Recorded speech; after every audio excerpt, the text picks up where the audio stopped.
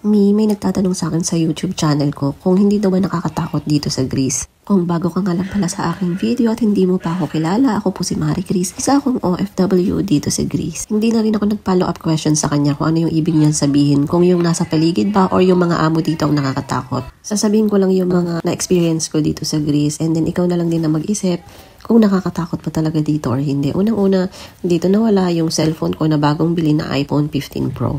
Kung hindi mo napanood yung video ko, na-snatch po siya sa akin. Pangalawa, nakar na po yung kotse ng taong malapit sa akin. Pangatlo, meron akong kaibigan na nadukutan sa bus. Pang-apat na kwento ng amo ko sa akin na yung kaibigan ng kaibigan niya ay muntik na maging kwento na lang sa mundo dahil sa isang hold-upper. Disclaimer po, wala pong paninira dyan. Lahat po ng sinabi ko sa video ay na-experience ko at na-experience ng taong malalapit sa akin. Kaya kung ayaw mong maranasan yan, ay huwag mong subukin na maging malapit sa akin. Ngayon, ang sasabihin ko sa'yo, hindi naman talaga nakakatakot. Basta mag-iingat ka lang palagi. Sana ay nasagot ko ng maayos ang katanungan mo.